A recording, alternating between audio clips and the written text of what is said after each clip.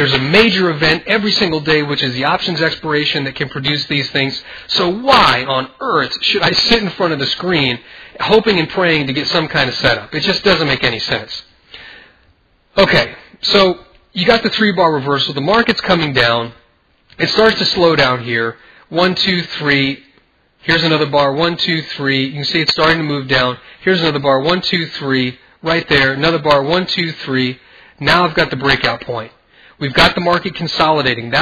Listen, the reason why I traded the 3-bar reversal as an equities trader is because it forced me to wait for the market to form support. That's all you're doing, is you're waiting for the market to form support. So the market forms support, it breaks above the high, boom, it's off to the races. And this is where you could set up a target for up here at the top. My suggestion would be to back. You don't want to try and tag the line exactly. That's getting greedy as far as I'm concerned. I would back it off of this line at least 10 pips, maybe even 15 pips, and maybe shoot for something right in this area here. If you have the ability to set trailing stops, my suggestion would be to have at least the market move 13 pips before you move your stop up.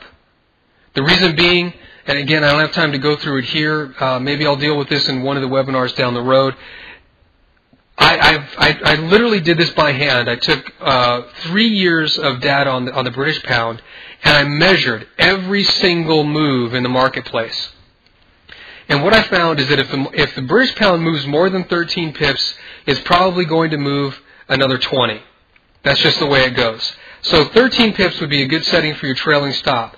What that means is you're telling your broker, hey, if the market moves up more than 13 pips, move my stop up, and you could put that 5 or 7 pips. That way you don't have to sit in front of the screen and watch it.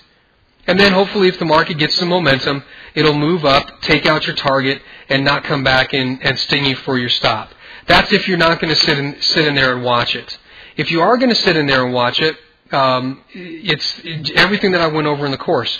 You're looking for candlestick reversals. You're looking for the market to fall back below moving averages. All of those same things apply. Or you're going to wait for it to eventually hit your target.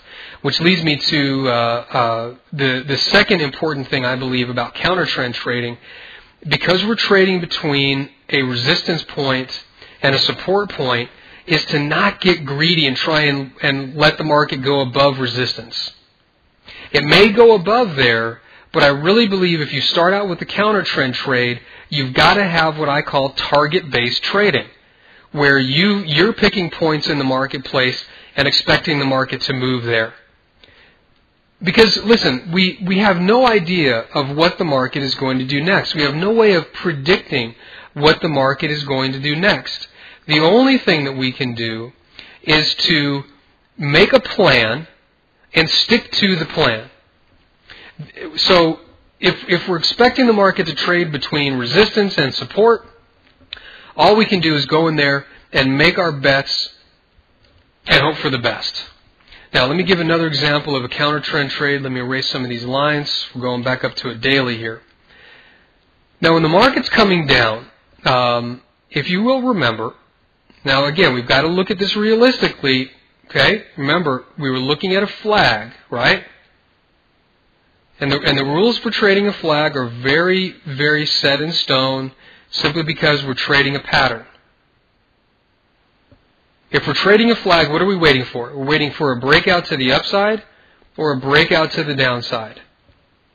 And the question becomes, well, hey, when does a flag become a channel? And you remember at some point I said, this has really just gone on too long for this to continue to be a flag. And all that means is the breakout is probably going to be slower. If you remember, I think I said that. If not, I'll take credit for it anyway. But here's what I mean.